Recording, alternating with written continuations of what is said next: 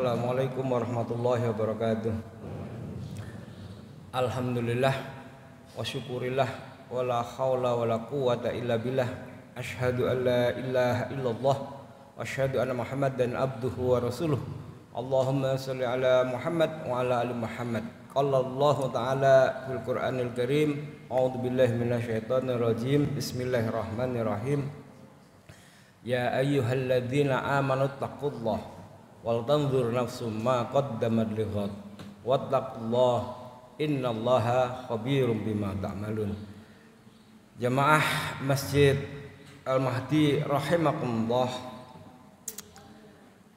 Alhamdulillah pagi hari ini subuh tanggal 17 Agustus 2002 kita masih diberi kesempatan kesehatan untuk hadir di masjid menjalankan kewajiban kita sebagai muslim, sholat subuh, dan alhamdulillah kita bisa jalankan sholat subuh berjamaah di masjid ini untuk memakmurkan masjid dan juga untuk menjalankan kewajiban sholat berjamaah. Alhamdulillah para jamaah, pagi hari ini saya diminta Mas Dani untuk mengisi 17 Agustus sekedar mengingatkan bahwa kemerdekaan bangsa Indonesia itu adalah hasil perjuangan umat Islam. Ini kita perlu ingatkan agar generasi mendatang atau setidaknya kita semua itu merasa memiliki dan tidak lupa akan perjuangan umat Islam Indonesia, yang sejarah perjuangan umat Islam Indonesia itu semakin lama semakin hilang dari catatan sejarah dan semakin lama semakin tidak diajarkan. Padahal Al-Quran tadi sebagaimana saya baca menjelaskan tentang sebuah peringatan Allah agar kita itu mempersiapkan sebuah masa depan agar tidak lupa menyiapkan masa depan. Nah, menyiapkan masa depan, salah satu pangkal yang harus kita ingat adalah sejarah. Allah sendiri juga mengingatkan di dalam surat Al-Kahfi ayat 1.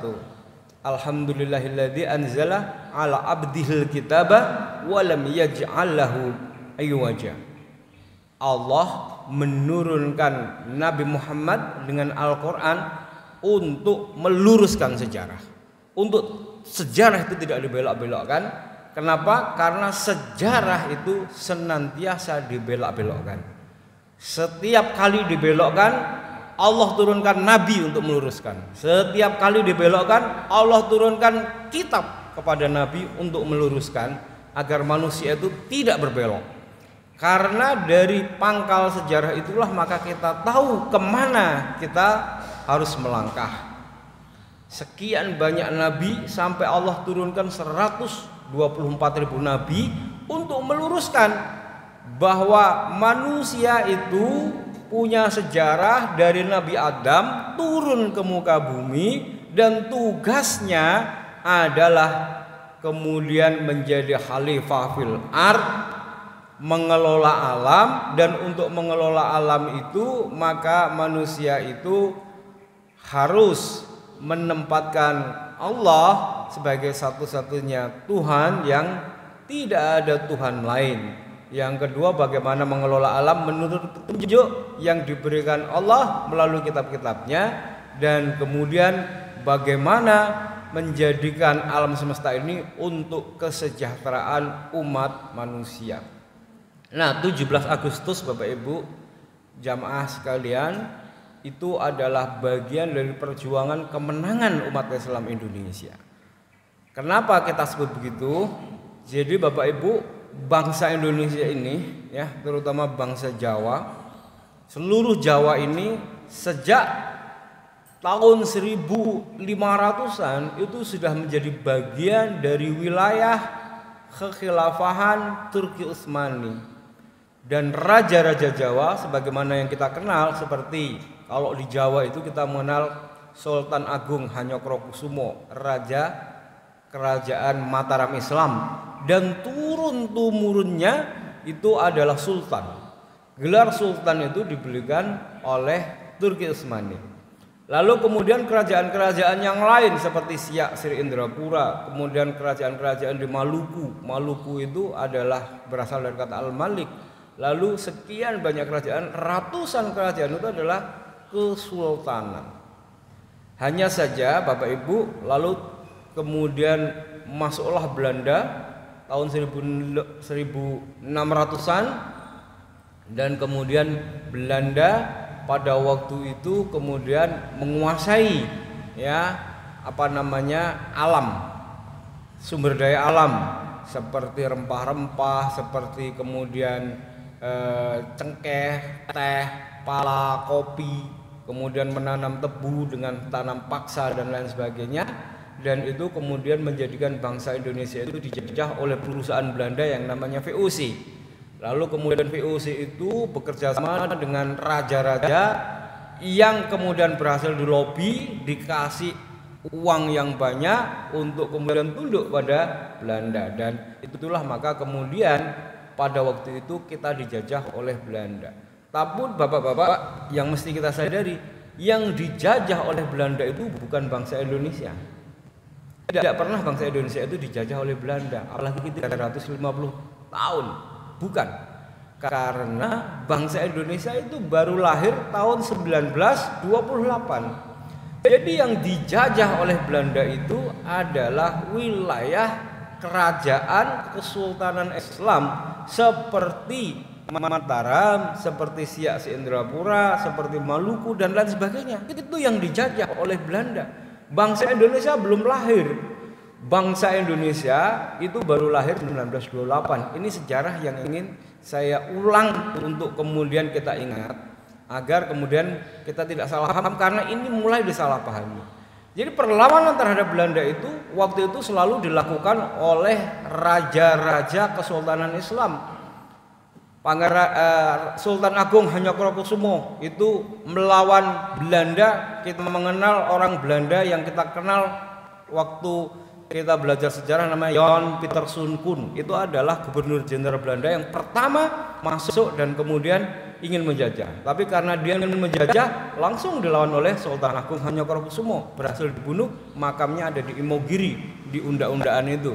Lalu kemudian Belanda akhirnya membuat tanam paksa, melakukan kongsi-kongsi dagang dengan VOC, dan kemudian banyak raja-raja yang kemudian berhasil disogok dan kemudian menjadi kawan kongsi di Belanda. Maka kemudian kerajaan-kerajaan, kesultanan-kesultanan itu berhasil dipecah belah.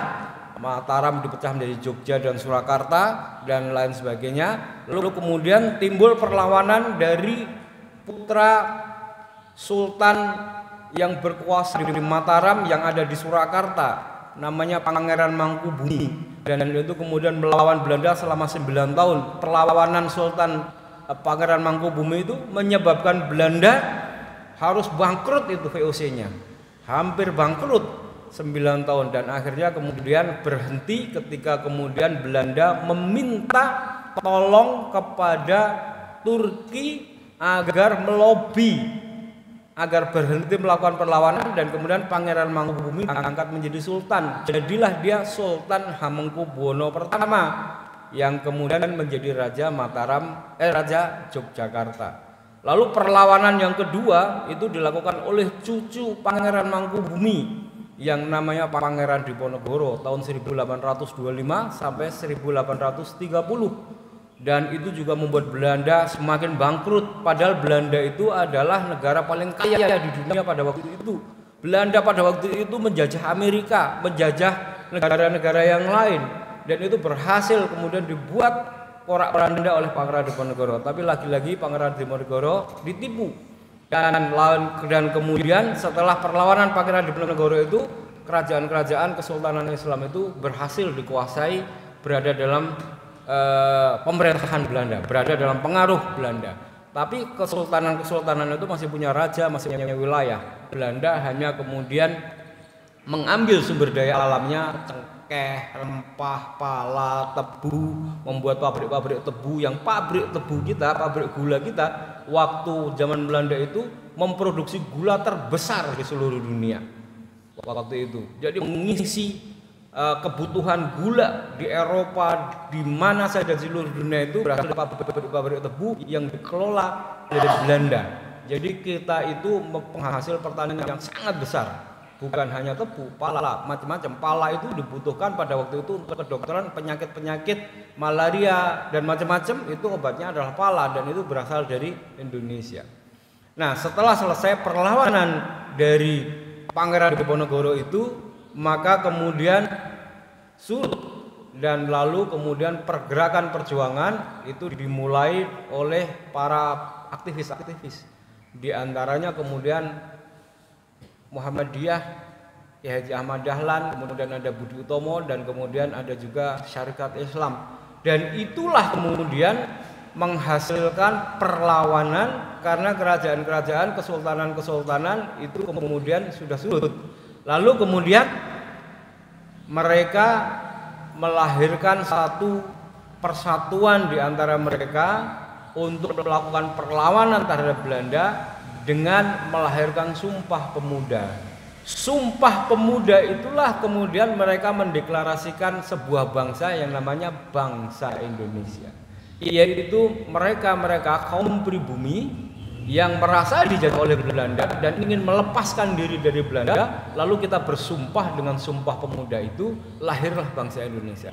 Nah, jadi bangsa Indonesia itu baru lahir 1928, dan kemudian 17 tahun kemudian baru kita merdeka tahun 1945. Dan kemerdekaan itu adalah kemerdekaan yang kita capai dengan perjuangan yang sangat besar, dan kemenangan 17 Agustus 45 itu adalah kemenangan para pejuang-pejuang kemerdekaan dari golongan Islam yang berhasil kemudian merumuskan sebuah bangsa Indonesia yang ditetapkan kemerdekaannya melalui sidang-sidang dalam BPUPKI dan PPKI, dan itu kemudian terjadi pertarungan yang sangat hebat sebenarnya, karena kemudian ada banyak sekali orang-orang didikan Belanda, berpikiran Belanda yang anti terhadap kembalinya ya bangsa Indonesia itu diatur dengan aturan Islam sebagaimana sebelum Belanda lahir. Maka kemudian terjadi pertarungan, namun ulama-ulama kita itu ulama yang sangat hebat, seperti Haji Agus Salim,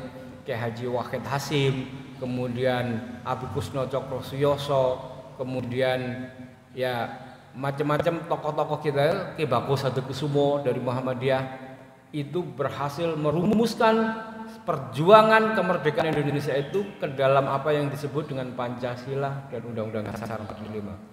Pancasila dan Undang-Undang Dasar 45 itu sebenarnya kemenangan umat Islam, karena orang-orang didikan Belanda itu nggak mau mendeklarasikan kembalinya kerajaan Islam atau negara Islam. Lalu kemudian mereka mengatakan negara ini adalah negara untuk semua, negara ini adalah berisi semua, dan oleh karena itu maka negara ini harus kemudian dimiliki secara bersama. Kalimat itu menguji kalimat-kalimat yang sebelumnya diusulkan oleh Ki Bagus Hadikusumo, bahwa kemudian kita harus kembali kepada Islam sebagaimana sebelum Belanda masuk. Nah, lalu kemudian Ki Bagus Hadikusumo, kemudian Kiai Wahid Hasim, Haji Agus Salim, Abi Kusno Cokrosuyoso itu berhasil merumuskan negara Indonesia itu menjadi negara Islam, tapi kalimat-kalimatnya itu adalah kalimat-kalimat yang ada di dalam Pancasila itu. Ketuhanan yang Maha Esa, tauhid, ya. Lalu keadilan sosial dan lain sebagainya, dan yang paling penting itu adalah prinsip negara Islam yang ada dan dikenal pada waktu itu melalui kitab Al-Ahkamu As-Sultaniyahnya Imam Al-Mawardi, bahwa negara itu harus bangun dengan sistem syuro, dan kemudian para wakil-wakilnya itu namanya ahlul halli wal aqdi dibuat dalam sebuah majelis yang namanya majelis syuro. Maka itu dirumuskan dalam sila keempat, kerakyatan yang dipimpin oleh hikmah kebijaksanaan dalam permusyawaratan perwakilan. Ini sistem syuro yang kemudian anggota MPR-nya itu adalah ahlul halli wal aqdi. Nah, jadi sebenarnya bapak-bapak, ibu-ibu, saya pendekkan saja, saya akhiri untuk mengingatkan sejarah itu, maka kita tidak boleh melupakan ketika kita menceritakan sejarah perjuangan umat Islam atau kemerdekaan itu dari perjuangan ini. Dan jangan sampai umat Islam merasa bangsa ini bukan miliknya, dan jangan sampai merasa bahwa kemudian 17 Agustus itu adalah peringatan yang dimeriahkan hanya dengan kemeriahan-kemeriahan, tapi harus kita ingatkan tentang sejarah perjuangan Islam, umat Islam, bahwa umat Islam ini adalah pokok dari perjuangan kemerdekaan kebangsaan Indonesia itu, yang sekarang ini sudah mulai dilupakan dengan mengatakan tak usahlah lagi menyebut identitas, tak usahlah lagi menyebut jasa-jasa. Ini adalah negara kita bersama, semua punya peran yang sama, baik Islam, Kristen, Hindu, Buddha, Cina bahkan, sehingga kemudian tak usahlah lagi-lagi menyebut masing-masing jasa. Mari kita isi kemerdekaan ini secara bersama-sama. Nah, kalimat-kalimat ini kayaknya sih indah, namun kalimat-kalimat ini Bapak Ibu sebenarnya adalah upaya untuk menghilangkan catatan sejarah perjuangan umat Islam Indonesia, di mana umat Islam Indonesia inilah yang memiliki peran yang sangat besar hingga kita mencapai kemerdekaan. Terima kasih. Assalamualaikum warahmatullahi wabarakatuh.